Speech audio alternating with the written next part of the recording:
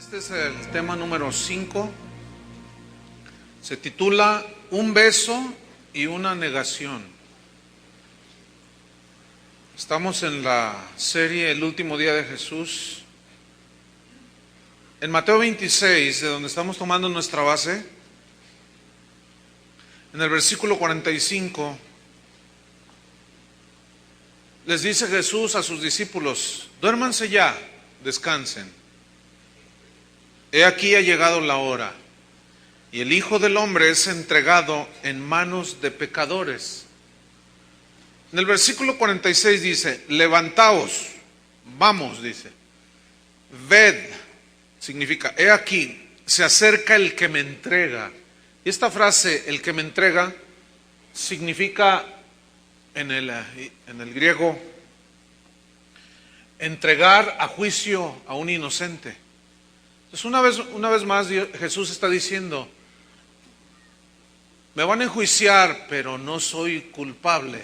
Era una víctima inocente, pero era necesario que hubiese esa inocencia para que el justo pagara por los injustos. Versículo número 47. Mientras todavía hablaba, vino Judas, uno de los 12. Él ya había salido unas horas antes del lugar donde estaban comiendo la Pascua. Había ido a cobrar las 30 monedas de plata con las que él había acordado que iba a entregar a su maestro. Dice, con Judas, con él venía mucha gente con espadas y palos, de parte de los principales sacerdotes y de los ancianos del pueblo. Les reitero, los peores enemigos de Dios no están afuera, hermanos. Están dentro de la iglesia, que se han hecho enemigos de la cruz de Cristo.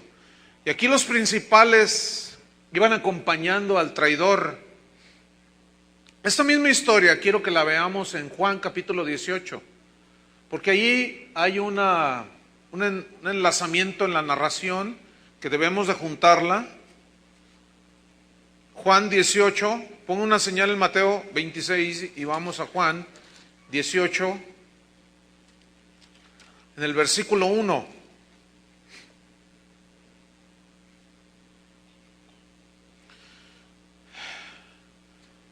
Dice, habiendo dicho Jesús estas cosas, salió con sus discípulos al otro lado del torrente de Cedrón, donde había un huerto llamado Getsemaní, en el cual entró con sus discípulos. Y también Judas, el que le entregaba, conocía aquel lugar. Es decir, que era frecuente que Jesús se apartara con sus discípulos a ese lugar, porque muchas veces Jesús se había reunido allí con sus discípulos. Judas, pues, tomando una compañía de soldados y alguaciles de los principales sacerdotes y de los fariseos, fue allí con linternas y antorchas y con armas. Pero Jesús, sabiendo todas las cosas que le habían de sobrevenir, se adelantó y les dijo, ahí está otra vez la soberanía de Dios, se adelantó. ¿A quién buscáis?, les pregunta. Le respondieron, a Jesús Nazareno. Jesús les dijo, yo soy. Vea lo que sucede. Y estaba también con ellos Judas, el que le entregaba. Cuando les dijo, yo soy, retrocedieron y cayeron a tierra. ¿Qué episodio aquí, no? La frase yo soy es una palabra o un título que usó el Padre cuando envió a Moisés a presentarse delante del faraón para que dejara salir a Israel de Egipto. Y Moisés le dijo, y si me preguntan quién me envió, diles, yo soy, me envía. O sea, el Todopoderoso significa yo soy, el Todopoderoso. Y Jesús cuando le pregunta, ¿y quién es? Yo soy, dice. Fíjate, este es un episodio tremendo. Dice que retrocedieron y cayeron a tierra. Fíjense que hay una corriente dentro del cristianismo que no tiene muchos años, que donde las reuniones no predican el evangelio, pero se la pasan tumbando gente. Entonces ellos dicen que es bíblico y citan este pasaje, o citan el pasaje cuando Pablo iba camino persiguiendo a los cristianos y Jesús se revela a él y cae a tierra, ¿se acuerdan? Entonces dicen ellos, es bíblico, pero nada que ver. En primer lugar, Pablo en ese momento era un incrédulo, y estos que cayeron a tierra eran incrédulos. Entonces no tiene ninguna aplicación al respecto. No sé si me expliqué. O sea, no es un argumento para decir que las reuniones entre los cristianos deben ser una tumbadera, porque cuando Jesús se manifestó ahí dijo, yo soy, todos cayeron a tierra. No es un argumento válido. No sé si lo alcanzan a captar. Porque estos sí van con una actitud de traicionar, de encarcelar injustamente, a menos que los que estén en esas reuniones sean como Judas. Por eso se caen, no lo sé. Nada más estoy especulando. Pero sigamos leyendo. Versículo 7. Volvió pues a preguntarles, ¿a quién buscáis? O sea, se caen todos y Judas también, Suelo. Y se levantan, ¿no? Todos así, sacudiéndose el polvo, no sé, aquella escena. Y volvió pues a preguntarles, ¿a quién buscáis? Y ellos dijeron, a Jesús Nazareno. Yo quiero que noten cómo nada impactó su corazón ante semejante escena. Ellos sintieron el poder de Dios, pero no para salvación. Entonces les pregunta, ¿a quién buscáis? A Jesús Nazareno, dicen. Ellos venían a lo suyo. Versículo número 8, respondió Jesús, os he dicho que yo soy. Pues si me buscáis, dejad ir a estos, para que se cumpliese aquello que había dicho, de los que me diste no perdí ninguno. Yo quiero que note cómo, a pesar de lo que estaba sucediendo en ese momento, Jesús sigue protegiendo a los suyos.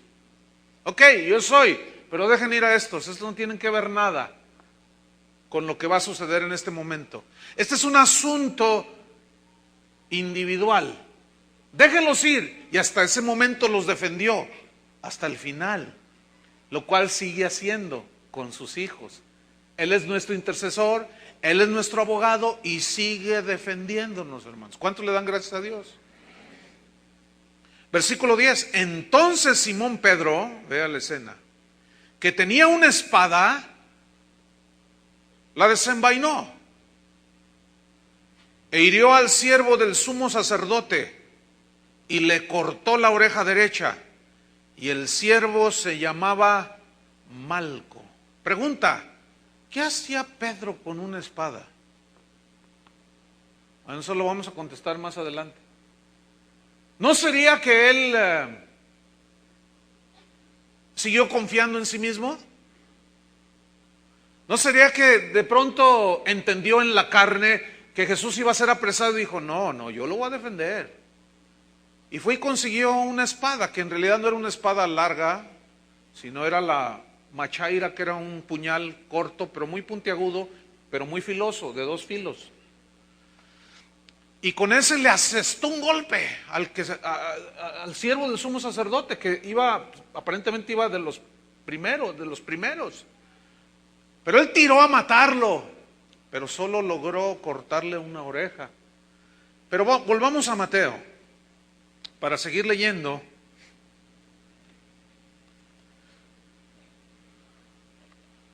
Sobre el beso de Judas. Entonces versículo 48 dice, y el que le entregaba, o sea Judas, Mateo 26, 48, les había dado señal diciendo, al que yo besare, ese es, prenderle. 49, y enseguida se acercó a Jesús y dijo, salve maestro, y le besó. Fíjese, qué impresionante escena. Judas se acercó cara a cara con Jesús. El hecho de que alguien se acerque a Jesús no implica forzosamente que es nacido de Dios. La prueba está aquí. Lo cual nos ayuda a entender que no solo porque alguien va a una iglesia cristiana, ya automáticamente es cristiano. No por el hecho que alguien se bautice, ya lo hace automáticamente cristiano. No por el hecho que alguien lea las escrituras, lo hace automáticamente cristiano. Judas estuvo tan cerca de Jesús,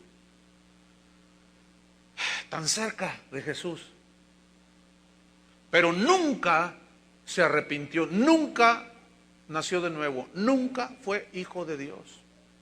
Así es que si una persona supuestamente va a una campaña por una simple oracioncita, le digo yo a veces, no menospreciando la oración, sino el acto de creer que algo nada más así, no les predican el evangelio, les dicen cualquier cosa, levanta tu mano, repite esa oración, ya eres hijo de Dios, dicen. Pero sigue viviendo en adulterio, siguen viviendo en fraude, no dan frutos dignos de arrepentimiento. ¿Serán hijos de Dios? No. Porque por sus frutos se conocerán, dijo Jesús. Entonces él se acercó de tal manera que cuando está cara a cara con él le dice, salve maestro. Pero esa frase, salve maestro, en el griego significa mostrar alegría de ver a alguien. Entonces, en otras palabras, lo que le está diciendo es, qué gusto verte maestro. Qué cinismo, ¿no? Qué gusto de verte. Es como cuando tú le caes gorda a tu vecina, le caes mal a tu vecino y compañero de trabajo, o a ti te cae gordo, qué sé yo, y cuando lo ves, hola, ¿qué tal? Qué gusto verte. No, hermanos, no podemos manejarnos de esa manera. Simplemente dile buenos días, pero no le digas qué gusto, porque esa es una hipocresía que no se tolera. Qué gusto verte maestro, le dice, y le besó.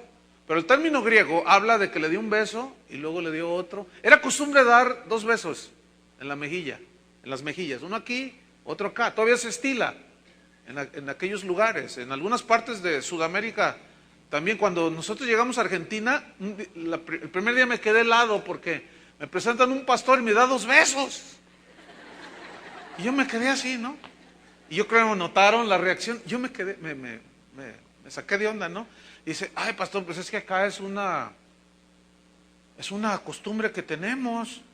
En aquellos lugares los hombres se besan 2 veces. Y yo llegué a ver a papás besar a su hijo en la boca. Son costumbres simplemente, que yo tardé mucho en asimilar. Entonces, cuando a veces encontraba algunos hermanos o los visitaba, yo decía, beso. Entonces como yo soy lampiño, no me sale la barba, pero hay unos hermanos muy barbudos, dije, ahora ya sé lo que sienten las señoras cuando el barbudo del marido los besa.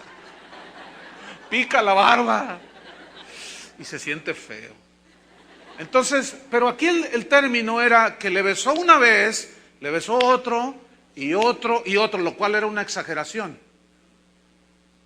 O sea, como diciendo, para que no se equivoquen, estés. No, qué tremendo este tipo. Versículo 50, y Jesús le dijo, amigo, ¿a qué vienes?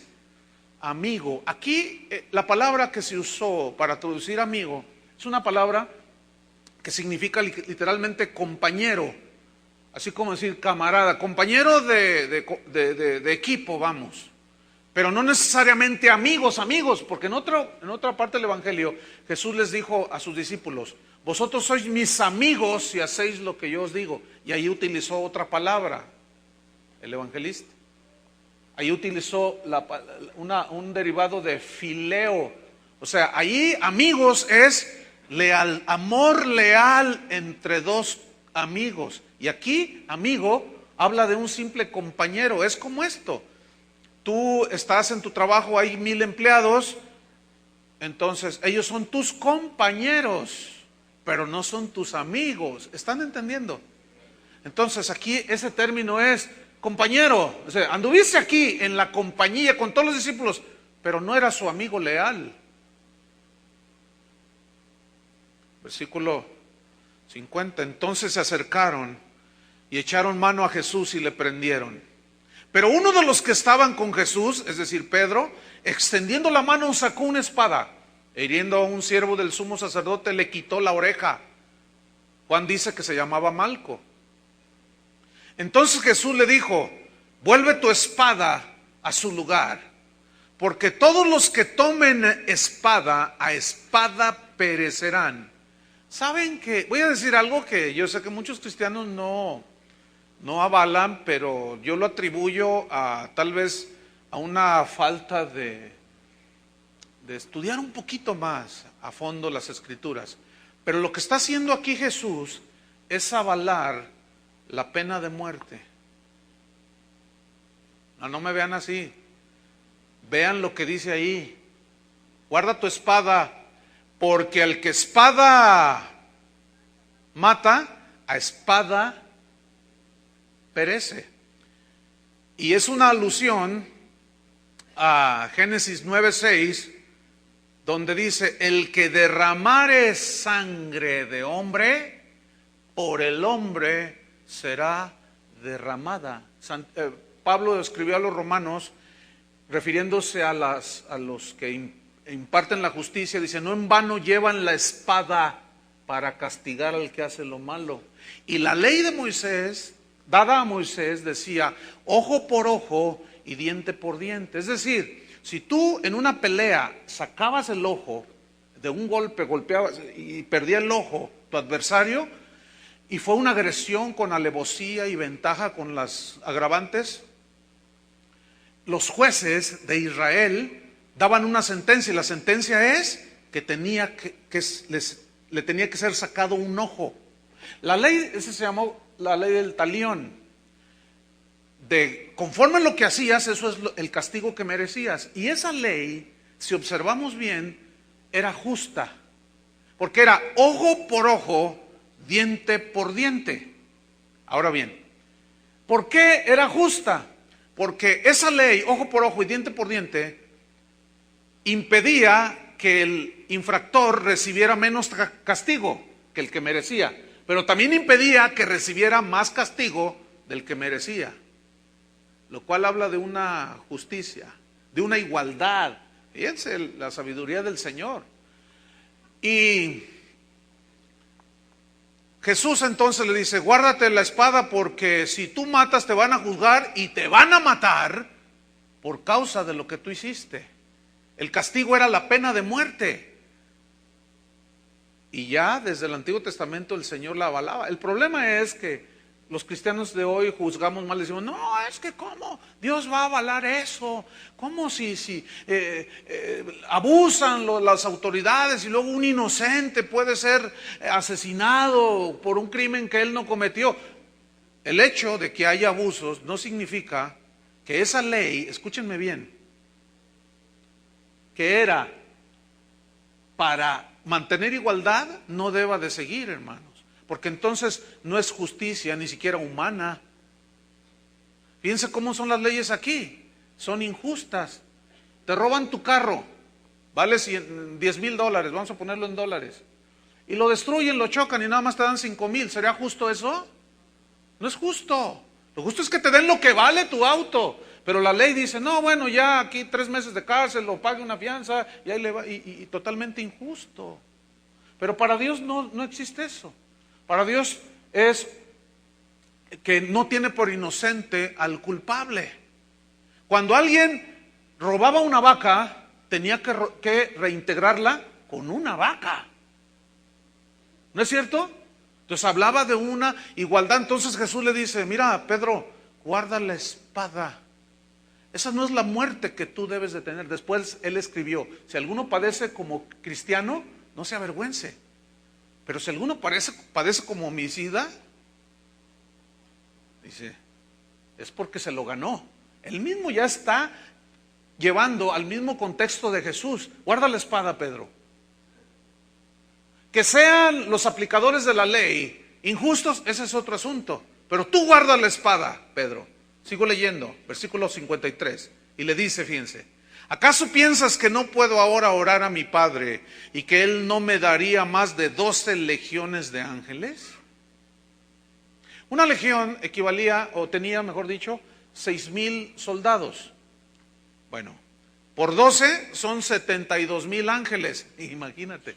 Para el montoncillo ahí de soldadillos con palos. Dice Pedro, otra vez confiando. Ahí se estaba llevando a cabo el desenlace de la advertencia de Jesús. Les advirtió que no confiaran en sus propias armas carnal, en sus propias cosas. Y siguió confiando en sus propias cosas.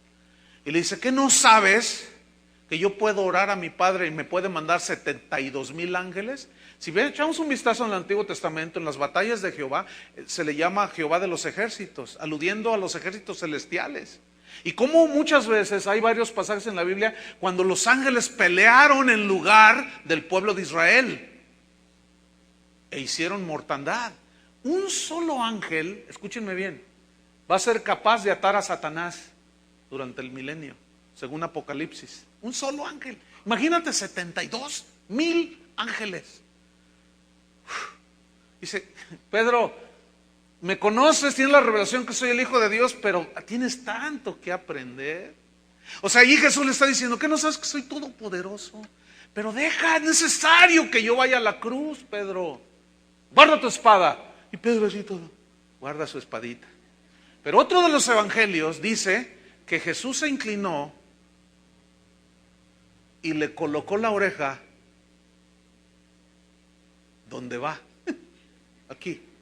Yo quiero que noten que el evangelio no dice que hubo una mínima consternación o admiración de todos aquellos que estaban prendiendo a Jesús. Miren, Judas ya se había acostumbrado a ver milagros, pero nunca se convirtió. Ese fue el único milagro de Jesús instantáneo. Así de que pasó algo y sanó. Siempre era gente que ya había estado enferma y él en su caminar los encontraba. Pero ese es el único milagro en el cual toma la oreja, imagínense, toda sangrando y todo, y se la coloca y lo sana. Yo me imagino aquel Malco haciendo así, todavía con la sangre, a lo mejor lleno su manto de sangre todavía, y la oreja, y todos así. Y Judas ya acostumbrado a ver milagros, pero sin corazón arrepentido. Así hay mucha gente en las iglesias, hermanos. Ya se acostumbraron a ver hasta polvo de oro. Pero sus corazones de algunos, no estoy diciendo que todos, pero de algunos no están convertidos. Y los soldados y todos los siervos del sumo sacerdote no se maravillaron de semejante milagro. Hermanos, ¿quién hace eso? ¿Quién hace eso?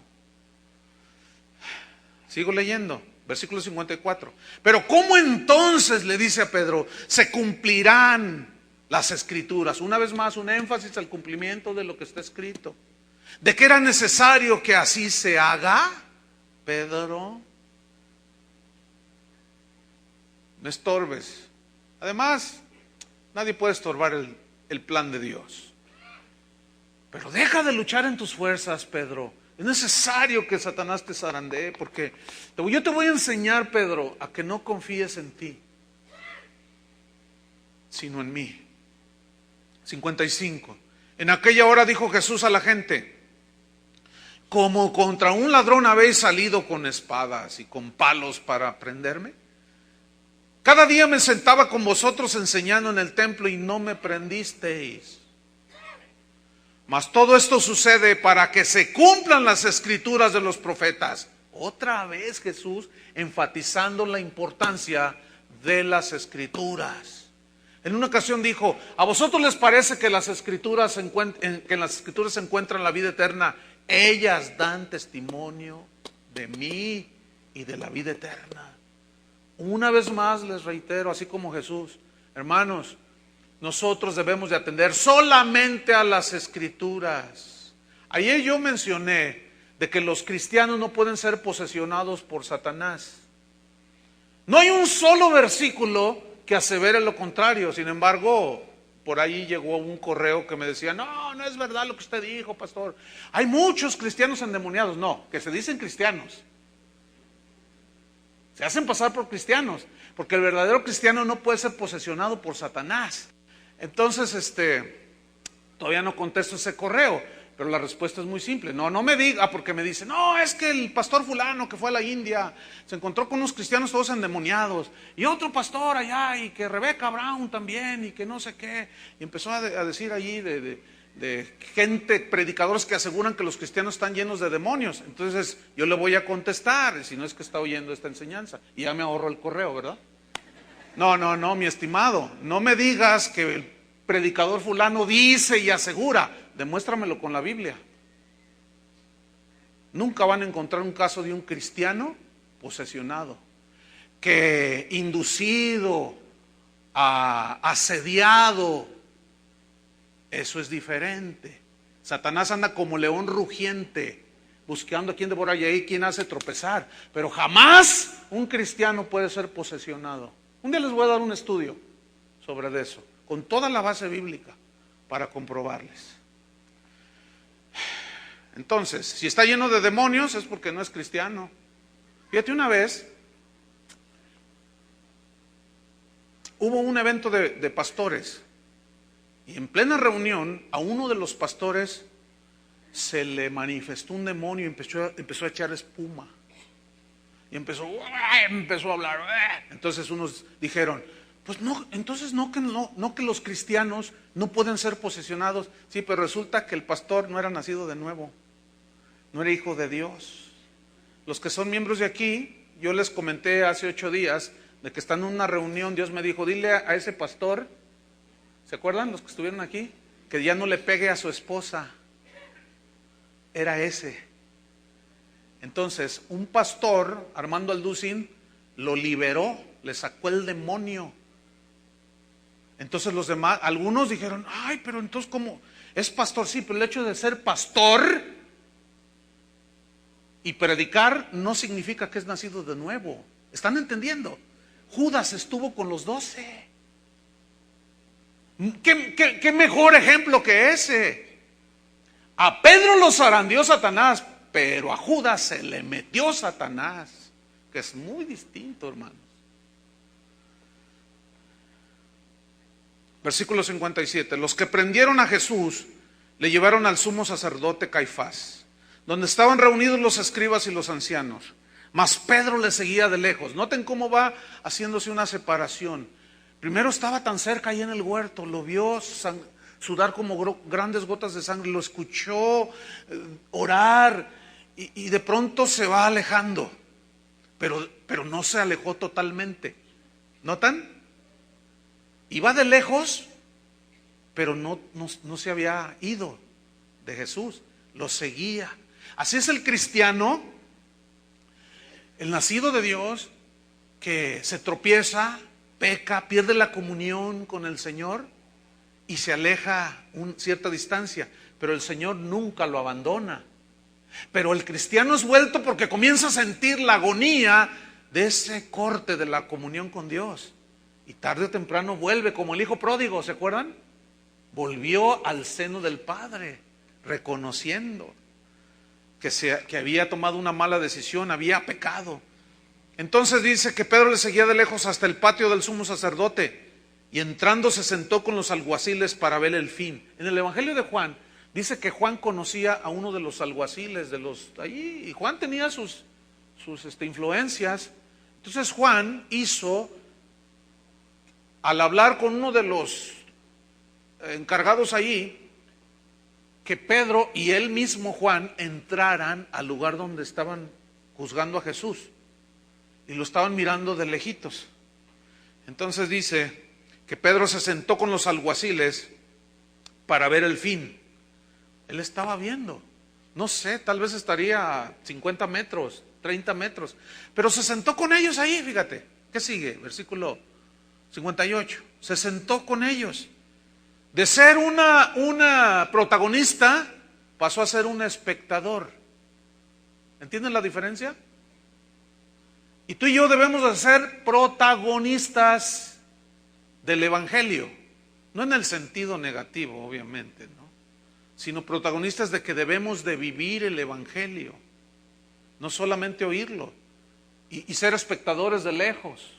no, sino protagonistas, que estamos involucrados verdaderamente. Versículo 59, y los principales sacerdotes y los ancianos y todo el concilio buscaban falso testimonio contra Jesús para entregarle a la muerte. 60. Y no lo hallaron. ¿Por qué no hallaron? Porque no había nada digno de muerte. Por eso no lo hallaron. Entonces, ¿qué tuvieron que hacer? Al no hallarlo, aunque muchos testigos falsos se presentaban, no hallaban cómo acusarlo. Pero al fin, dice, vinieron dos testigos falsos. Vinieron dos testigos falsos. Ahora, quiero que ponga atención. ¿Por qué dice falsos? Y cita y en el versículo 61 nos dicen ellos algo que Jesús había dicho. ¿Y por qué dice Mateo que eran falsos? Vamos a explicar por qué. Versículo 61. ¿Qué dijeron esos dos testigos falsos? ¿Qué dijeron? Este dijo: puedo derribar el templo de Dios y en 3 días reedificarlo. Eso lo dijo en Juan 2:19. La pregunta es, ¿Jesús dijo eso? Sí. Pero ¿por qué dice la Biblia que eran falsos testigos? ¿Saben por qué? Porque usaron eso fuera de contexto. Porque él no dijo que iba a derribar literalmente ese templo, de lo cual los israelitas se sentían orgullosos. Mira las piedras del templo, ¿recuerdan? Este templo en 3 días lo derribo, dice, y en 3 días lo reedifico. Pero dice claramente en el Evangelio de Juan, el capítulo 2, que se refería a su cuerpo. Entonces, ¿qué hicieron esos falsos? Tomaron esas palabras de que iba a derribar el templo, las sacaron fuera del contexto. Por eso dice que eran testigos falsos. Y eso es exactamente lo que hace Satanás con la palabra de Dios. Y eso es exactamente lo que hacen los hijos de Satanás con la palabra de Dios. La siguen sacando del contexto. Y son falsos. ¿Entendieron? ¿Qué más? Vamos a poner una señal ahí. Vamos a Deuteronomio 16. Respecto a los testigos, ¿cómo debía hacer esto? Deuteronomio, capítulo 16. En el versículo número 18. Jueces y oficiales pondrás en todas tus ciudades que Jehová tu Dios te dará en tus tribus, las cuales juzgarán al pueblo con justo juicio. Ya de aquí se ve cómo se puede juzgar con justo juicio. ¿Estamos? Ok, sigamos. Versículo 19. No tuerzas el derecho, no hagas acepción de personas, ni tomes soborno, porque el soborno ciega los ojos de los sabios y pervierte las palabras de los justos. La justicia seguirás para que vivas y heredes la tierra que Jehová tu Dios te da. ¿Cómo debía de ser todo el asunto de impartir justicia? Con equidad, ¿no es cierto? ¿Qué estaban haciendo ellos? Estaban siendo injustos, estaban violando los principios judiciales.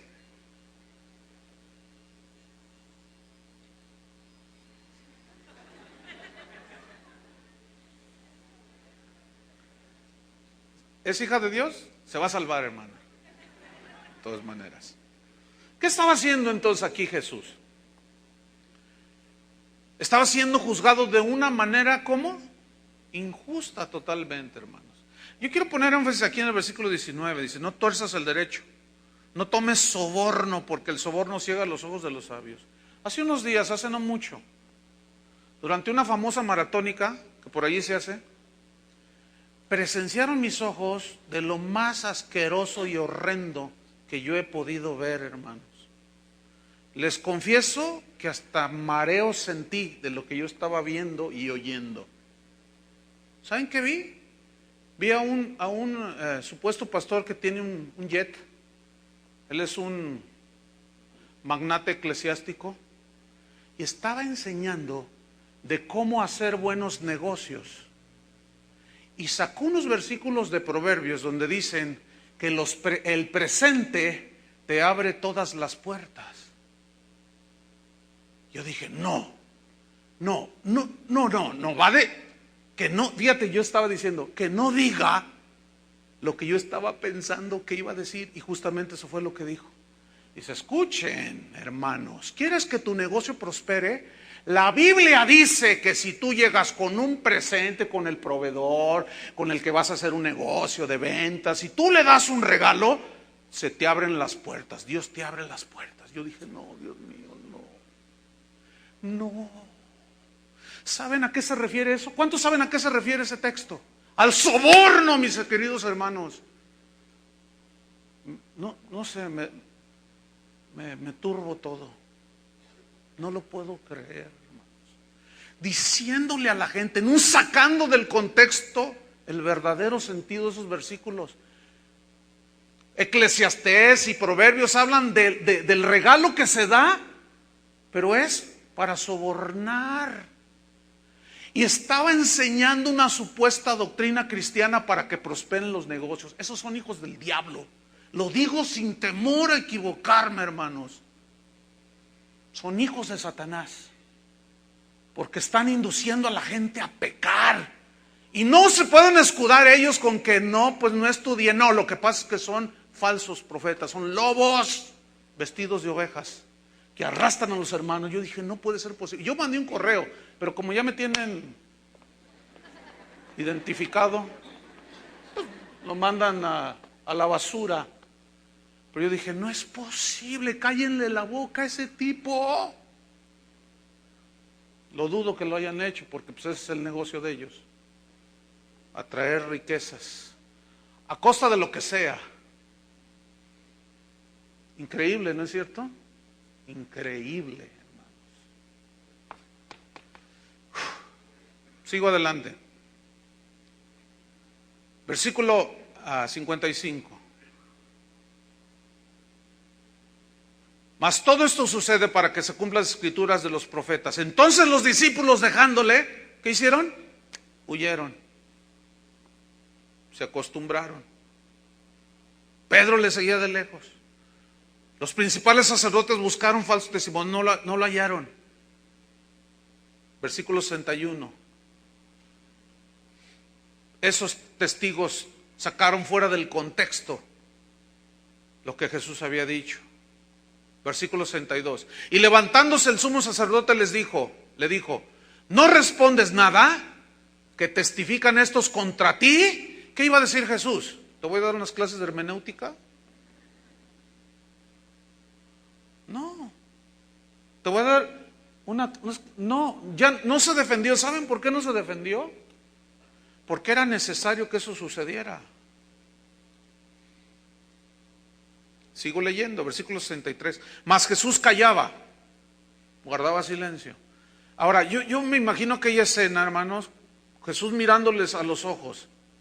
Yo no quisiera estar en los botines de aquellos en aquel día, de esos que estuvieron allí en esa noche. Jesús callaba. Entonces el sumo sacerdote le dijo, te conjuro por el Dios viviente que nos digas si eres tú el Cristo, el Hijo de Dios. Jesús le dijo, tú lo has dicho. Y además os digo que desde ahora veréis al Hijo del Hombre sentado a la diestra del poder de Dios y viniendo en las nubes del cielo. Uy, ese versículo está poderoso. Ellos lo entendieron perfectamente y ven la reacción del sumo sacerdote. Entonces el sumo sacerdote rasgó sus vestiduras. O sea, era literal, las tomaban de aquí, eran vestiduras sagradas porque era el sumo sacerdote. Y la ley decía que el sumo sacerdote no debía de rasgar las vestiduras. Pues no le importó a este. Él le estaba mostrando un celo hipócrita. ¿Qué dijiste? ¿Que eres Dios? ¿Te haces Dios a ti mismo? ¿Que eres hijo? ¡Ah, blasfemia! Y agarró sus vestiduras y las rasgó. Y todos los que estaban ahí decían, ¡ay, qué siervo de Dios tan impresionante! Era un payaso ese sumo. ¿Saben qué era Caifás? Era el cabecilla de todos los mercaderes del templo. También por eso estaba enojado con Jesús, porque les estaba echando abajo el negocio. Los había corrido a todos y todos ellos le daban su soborno y su mordida, su coima a Caifás. O sea que Caifás, de ahí viene Caifás. No, de veras, es en serio. Nomás que suena chusco, suena chusco. Para los que nos oyen en otros países, aquí hay un dicho: cuando dame mi parte es Caifás, o sea, cáite con lo que me corresponde, ¿no? El soborno. Entonces ahí se alude a Caifás. Caifás con lo que me tocan, dicen. ¿Sí o no? ¿Verdad que sí? Ok. Entonces de ahí viene, hermanos. Ese es un mexicanismo. Solo existe por acá. Entonces dice, estoy en el versículo número 65, se rasga las vestiduras diciendo: ¡ah, blasfemado! ¡Ay! ¡Ay! Hay un celo genuino, pero también hay celo hipócrita que manifestaba este. ¿Qué más necesidad tenemos de testigos? He aquí, ahora mismo habéis oído su blasfemia, dice. ¿Qué os parece? Les pregunta a todos los que estaban ahí. Y respondiendo ellos dijeron: es reo de muerte. Porque la ley decía que el que blasfemara el nombre de Dios debía ser asesinado. La pena era de muerte, hermanos. Que justamente fue la sentencia final de Jesús. 67. Entonces, fíjate lo que comenzaron a hacer. Le escupieron en el rostro.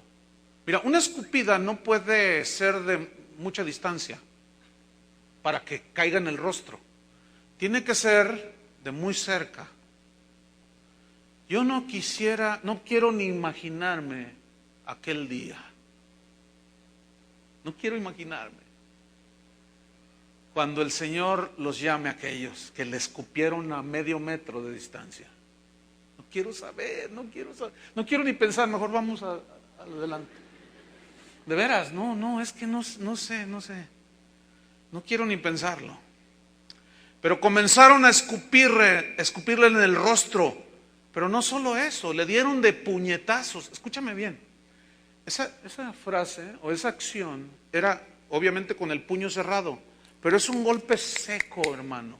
Pero ¿sabes dónde le golpeaban? En el rostro. Lo cual provocó que en instantes sus ojos se cerraran de lo amoratado. Seguramente, por la golpiza que le pusieron, le rompieron la nariz. La sangre empezó a fluir. De seguro aquí en los párpados se cortaron y empezó a sangrar. Pues eso es normal. Cuando alguien le da una golpiza a otro, ¿cómo está el rostro? Así. Se deforma todo el rostro. Entonces le dieron de puñetazos y otra vez no quisiera saber. Pero otros le abofeteaban, otros con la mano abierta lo abofeteaban. La bofetada tiene la intención más que de provocar un dolor, de avergonzar. Porque una bofetada suena bastante fuerte, ¿no es cierto? Así, una cachetada decimos nosotros acá. Es más con el propósito de avergonzar, de enseñorearse sobre el que se está bofeteando. Y dar el puñetazo se lleva la intención de herir. Entonces, de seguro Jesús fue derribado. Pero lo que hicieron ellos habla de que también le dieron puntapiés, hermanos. Eso lo vamos a ver un poco más el fin de semana. Los que vengan el sábado o el domingo, cuando les explique Isaías 53. Porque ellos significa de que le dieron puntapiés a Jesús. Pero escúcheme bien, en sus partes nobles.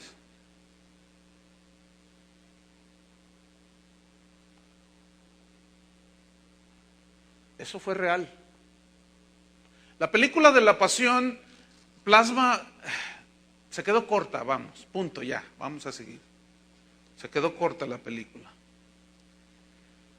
Pero luego en el 68 dice, diciendo, profetízanos, Cristo, ¿quién es el que te pegó? Y aquí profetízanos significa, adivínanos, a ver, adivina. En otros los evangelios dice que le pusieron un lienzo en los ojos, lo taparon. Y lo empezaron a golpear. A ver, profetízanos quién te está dando este puntapié, burlándose. Adivínanos quién es. y todos riéndose. Versículo 69, Pedro estaba viendo todo eso. Pedro estaba sentado fuera en el patio y se le acercó una criada diciendo: tú también estabas con Jesús el Galileo. Mas él negó delante de todos diciendo: no sé lo que dices. Fíjate, no sé lo que dices. 71, saliendo él a la puerta le vio otra y dijo a los que estaban ahí: también estaba con Jesús el Nazareno.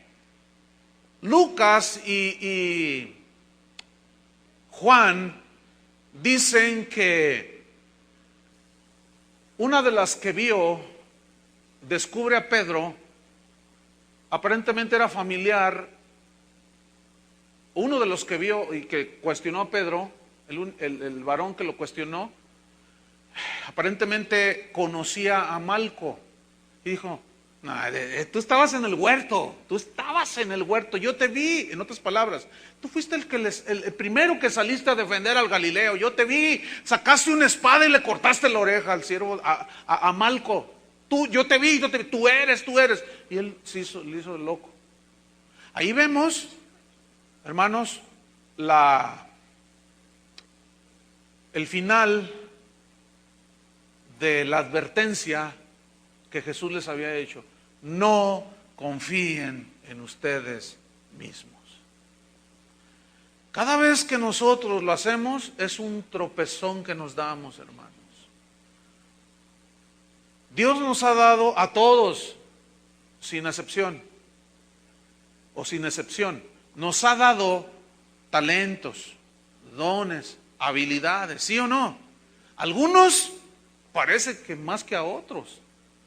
Pero nadie puede decir que no tenemos todos estos dones, talentos. Unos son habilidades naturales que Dios puso allí. Otros son dones del Espíritu Santo, habilidades motivadas por el Espíritu Santo o dadas por el Espíritu de Dios. Pero fueron dadas por Él, hermano. Y no debemos de confiar en nosotros mismos. Y cada vez que yo confío en mi habilidad para hacer esto, para hacer aquello, estoy en peligro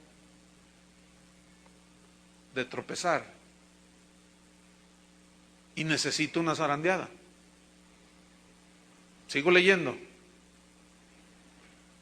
Él negó, no sé lo que dice. 71, saliendo él a la puerta le vio otra y dijo a los que estaban allí: también estaba con Jesús el Nazareno. Pero él negó otra vez con juramento: no conozco al hombre. Fíjate, juró. Jesús en el Sermón del Monte dijo: no juréis ni por el cielo ni por la tierra, por nada, ni por las cosas sagradas. No juréis, sea vuestro sí, sí, vuestro no, no. Porque lo que es más de esto, de mal viene, de mal procede. Pero en el Antiguo Testamento se podía jurar. En el nombre de Dios decían. Juro por Dios decían. Pero eso se fue diluyendo tanto que al rato tomaban el nombre de Dios en vano. Y con tal de eludir la responsabilidad en algún delito o en alguna falta que se cometía, decían: por Jehová de los ejércitos te juro que yo no era el hombre que viste con aquella mujer, yo no era, te lo juro. Entonces cuando la gente escuchaba ese juramento decía: no, pues esto es muy grave, está jurando delante de Dios. Bueno, sí, entonces me equivoqué. Pero en ese momento ya se había diluido, como hoy el evangelio de la cruz se ha diluido tanto. Y ellos habían diluido eso. Y entonces Pedro comienza a jurar, dice: en el nombre de Dios, que yo no lo conozco. Imagínate nada más. Versículo 73. Un poco después, acercándose los que por ahí estaban, dijeron a Pedro: verdaderamente también tú eres de ellos, porque aún tu manera de hablar te descubre. Lo que sucede es que el timbre de voz que tenían los galileos cuando hablaban, ellos hablaban en arameo, era muy distinto a los que vivían en Jerusalén. Es como esto, mire, los que somos de aquí de Jalisco tenemos un temple que nosotros no notamos porque pues hablamos igual, pero si aquí se sube un capitalino o un jalisquillo va para el DF, pues hablamos, tenemos un temple, ¿no es cierto? Un cierto acento, escuchamos allá los de Yucatán y bomba, ¿sí?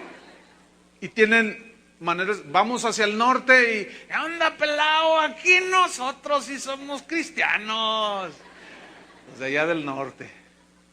Bueno, los galileos tenían una expresión, ¿sí?, que distinguía al acento de los que vivían en Jerusalén. Entonces, como a Jesús lo ubicaban como Galileo, ¿sí?, que era Galileo ciertamente, como andaba con Jesús, dijeron, no, tu manera de hablar te delata. O sea, tú eres Galileo como él. Y el Evangelio de Juan dice de aquel que se entiende que conocía a Malco y decía, no, sí, dice, yo te vi, tú estabas en el huerto. Entonces vemos el desenlace aquí. Versículo 70 y... ¿qué estoy? 74. ¿74? Entonces él comenzó a maldecir. ¡Wow! Y a jurar, no conozco al hombre. Y enseguida cantó el gallo. Miren, aquí donde dice que él comenzó a maldecir y a jurar, no significa, como en algún momento yo lo llegué a entender, por falta de estudio. Pero descubrí que este maldecir no era lanzar malas palabras como nosotros lo entendemos, o unas tremendas vigas, o unas tremendas palabras soeces. No, lo que el término griego está hablando es que él estaba maldiciéndose a sí mismo, pero jurando, diciendo, maldito soy si yo lo conozco. Es muy distinto. Y eso se te aclara cuando estudias en el griego. Entonces, fíjate hasta dónde llegó. Sobre mí es una maldición, maldito soy un hombre maldito, y lo juro, yo no lo conozco. Wow. Ahora, aquí quiero terminar con la enseñanza, ya es el desenlace. Porque quiero que noten en el versículo número 74. Entonces comenzó a maldecir y a jurar, no conozco al hombre, y enseguida cantó el gallo. Hay algunos escritores como Flavio Josefo del primer siglo, otros como Eusebio en el segundo, parte del tercer siglo, que eran historiadores, escribían la historia de esos tiempos, y había una historia referente a este episodio en la vida de Pedro. Esto no está en la Biblia, está en los escritos que hacían los historiadores, pero los que conocían a Pedro y que estaban cerca de Pedro, vivieron cerca de Pedro lo que le restó de vida, decían que lo vieron a Pedro muchas veces llorar cuando escuchaba que algún gallo cantaba.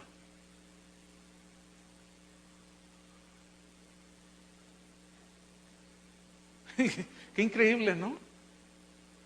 O sea que eso quedó tan tremendamente grabado. ¿Saben por qué cuando el Señor perdona todos nuestros pecados no borra lo que hicimos de nuestra memoria? ¿Saben por qué? Para que no se nos olvide de dónde salimos, para que no se nos olvide de qué somos capaces cuando confiamos en nosotros mismos. Hay predicadores que dicen que cuando Dios perdona todos tus pecados, aún los quita de tu memoria. Esa es una falsa enseñanza, no es verdad. Ahí se queda. O díganme si no es cierto que se acuerdan de vez en cuando. Nada más que esos recuerdos ya no son de condenación. A ver si Dios me da sabiduría para explicar. Ya no son de condenación que Dios me va a juzgar, sino, escúchenme bien, de dolor por haber pecado. Yo no sé si les pasa eso a ustedes. A mí sí me pasa, fíjense. A veces, cuando menos me lo espero, de pronto viene un pensamiento de algo que yo hice. A veces es el acusador, Satanás, pero le hemos vencido por medio de la sangre del Cordero, es decir, que su sacrificio, su sangre nos limpió de todo pecado. No que la sangre de Cristo, invoco las... No, ya expliqué ayer que eso no tiene base bíblica. Entonces, a mí me ha pasado, y viene a mi mente, y digo, ¿yo cómo pude haber hecho eso? Y me duele, después de 30 o 40 años, haber hecho aquello. Pero es un dolor por haber fallado que ya está solventado, vamos. Pero ¿por qué Dios no borró eso de nuestra mente? Pero escúchenme bien, ¿por qué Él sí dijo, no me acordaré más de sus pecados? Escuchen bien esto, es una buena noticia. En la mente de Dios, la sangre de Cristo borró todos nuestros pecados y no me acordaré más de sus pecados y transgresiones. ¿Cuántos le dan un aplauso al Señor? Eso es, hermanos, eso es,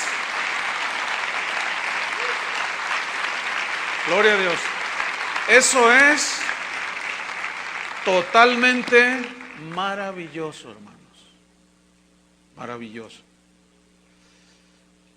Cantó el gallo. Entonces Pedro se acordó de las palabras de Jesús. Se acordó que le había dicho, antes que cante el gallo, me negarás 3 veces. Escuchen. Y saliendo fuera, lloró amargamente.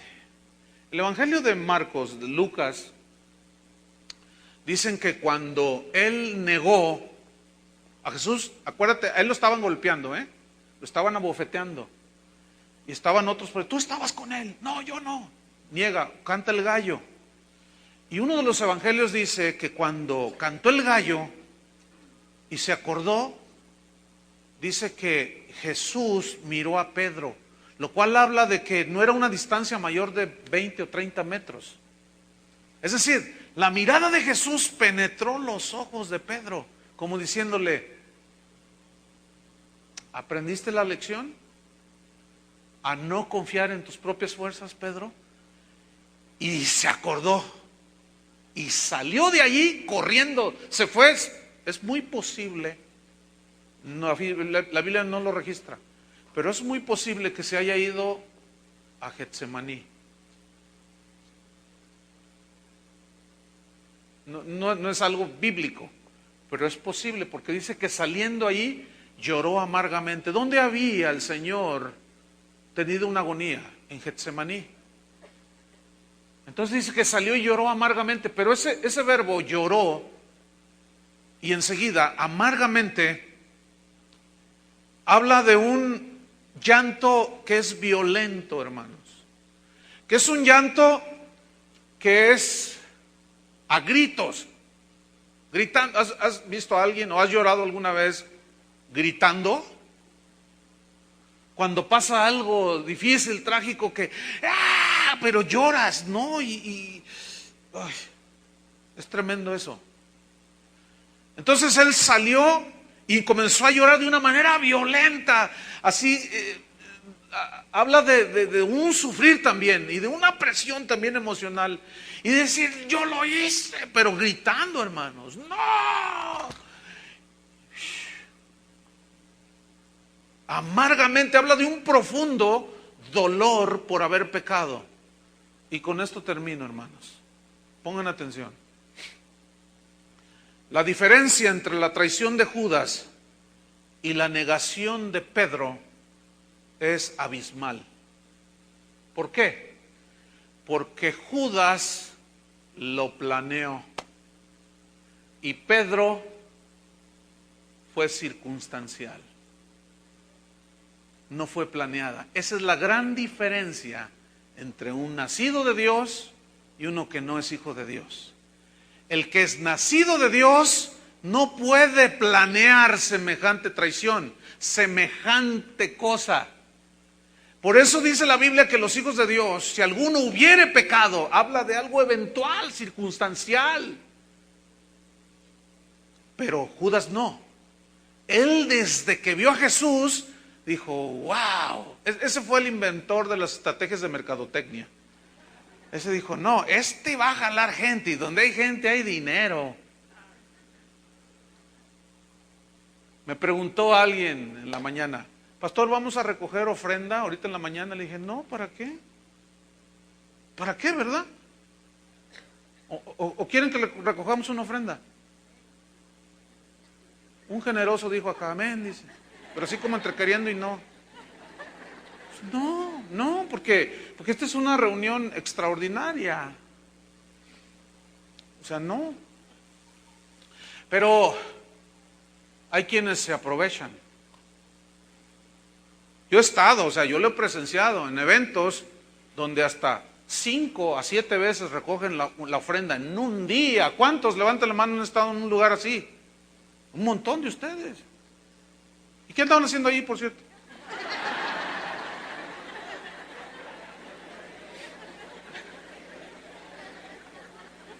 ¿Traicionando a Cristo o qué?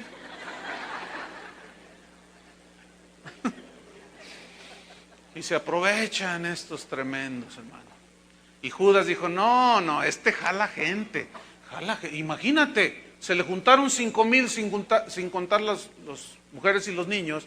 Y dijo, no, hombre, si ahorita se juntara una ofrenda, ay, podría realizar mi ministerio de una manera maravillosa. Pero resulta con que les dio de comer gratis. Sin embargo, él dijo, no, es que aquí sí hay de dónde. Todo lo planeó, hermanos. Era un Judas traicionero, porque su naturaleza era traicionera. Como aquella fábula de la tortuga y el alacrán. ¿La recuerdan? ¿Cuántos no la recuerdan? Los demás pueden dormirse 2 minutos. Se las voy a contar. Es que había una tortuga que quería pasar un arroyuelo. Quería ir a un lugar más bonito, más profundo, pero tenía ciertos depredadores allí que se querían comer a la tortuga. Entonces dijo, no, si me lanzo al agua, luego sale uno de mis depredadores, puede venir un águila y cuando voy nadando allí en la superficie, y no, ¿cómo le hago? Pero había un alacrán que también quería pasar, pero dijo, ¿cómo le hago? Me ahogo. Entonces vio a la tortuga y dijo, voy a hacer un trato con ella. Oye, tortuguita, le dice, hola, alacrán. Pero la miraba así, ay, alacrán, pero así como con protección. No tengas miedo, dice, no te voy a hacer nada. Vengo a hacer un trato contigo. Dice, mira, yo intuyo que tú quieres pasar al otro lado del arroyo, yo también quiero pasar. Vamos a hacer un trato, mira, yo me monto en tu caparazón y los dos pasamos. Y si algún águila, algún depredador quiere venir, yo le encajo mi aguijón. Y la tortuguita dijo, ¿de veras? Dice, sí, bueno, vamos a hacer ese trato, súbete pues, subite.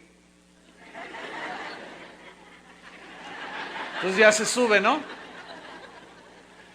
Y va nadando, y de pronto a media travesía, la tortuga siente un aguijonazo en el cuello. Y como puede, sigue nadando y llega a la orilla, y le dice, alacrán, ¿por qué me picaste? Le dice. Dice, pues es que esa es mi naturaleza, tortuga. ¿Saben cuál es la naturaleza del no nacido de nuevo? Traicionar, hermanos. La naturaleza del no nacido de nuevo es arrastrarse en el lodo, es blasfemar, es burlarse de Cristo. Esa es la naturaleza del no nacido de nuevo, del alacrán. Pero la naturaleza de un hijo de Dios no puede ser así. Por lo tanto, esta lección es muy poderosa, hermanos. Tú y yo podemos tropezarnos, caer, pero jamás, si somos hijos de Dios, será porque lo planeamos. Puede ser que confiemos en nosotros mismos, pero aún ahí Dios tiene control de eso para enseñarnos. ¿No es cierto? Esa es la gran diferencia, hermanos, entre un beso, el beso de Judas, y la traición de Jesús, de Pedro. Ahora, dice el Evangelio, y ya esto lo vamos a hablar en la noche, aquí ya quiero terminar. Dice que Judas, cuando vio que había entregado sangre inocente, después explico eso, devolvió las 30 piezas de plata y fue y se ahorcó. Dice que arrepentido fue y se ahorcó, pero no era un arrepentimiento como el griego lo define como la metanoia, el dolor profundo por haber pecado, sino era un remordimiento nada más, superficial, como el adúltero que es agarrado, descubierto por la esposa y, ¡ay, estoy arrepentido! Sí, porque lo agarró, porque lo descubrió. Pero ¿por qué no se arrepintió antes? Sino hasta que lo descubrió. Entonces es un arrepentimiento superficial, mental, intelectual, mas no espiritual. Y el llanto de Pedro fue diferente. El arrepentimiento de Pedro fue genuino y no tomó justicia por sí mismo. Dejó que la sangre de Cristo, que iba a ser derramada en unas horas más, lo limpiara de todo pecado. Y él fue el que escribió que hemos sido rociados por la sangre de Cristo para perdonar nuestros pecados. Oremos, hermanos. Gracias te damos, Señor. Gracias porque a través de estos pasajes del Evangelio podemos entender un poquito más, seguramente no en toda su magnitud, pero un poquito más, acerca de las últimas horas que viviste antes de aquel evento tan doloroso, pero paradójicamente tan maravilloso. Es una paradoja estar agradecidos por algo que le costó la vida a nuestro Señor. Pero así es la realidad, hermanos. Debemos de valorar el sacrificio de Cristo, el sufrimiento de Cristo, y no tener por inmunda la sangre del pacto. No pisotear la sangre de Jesús. La manera de pisotearla es negando las verdades del Evangelio. Tener en menos el sacrificio de Jesús, jugando al cristiano. Pero es muy posible que nuestros errores sean como el de Pedro, si somos nacidos de nuevo. No es algo planeado. Tal vez el mundo nos ha seducido, la tentación ha sido fuerte y estás luchando. Luchaste, pero caíste. Caímos, nos tropezamos. Pero recuerden, nunca se nos olvide que la sangre de Jesucristo, su Hijo, nos limpia de todo pecado. Que nuestra naturaleza ya no es la de practicar el pecado. Nuestra naturaleza es la de santificarnos. Pero seguimos en este débil y frágil cuerpo, al cual el Señor nos enseñó y nos advirtió que no confiemos en nuestra propia sabiduría, en nuestra propia inteligencia, en nuestros propios recursos. Señor, te damos gracias. Pónganse de pie, levanten sus manos a Dios. Quiero que venga todo el grupo. Gracias, Señor.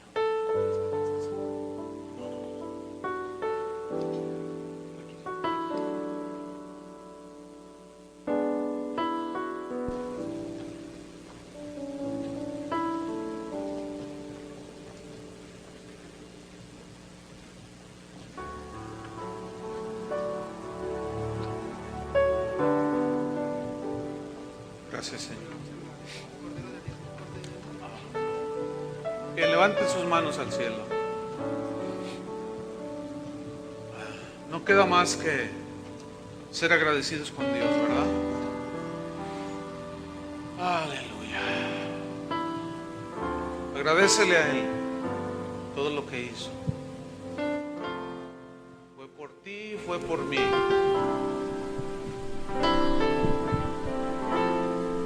Cordero de Dios, que quita el pecado del mundo. A lo suyo vino y los suyos no le recibieron.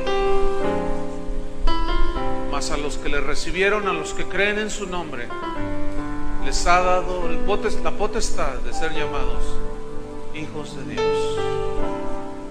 Cordero de Dios,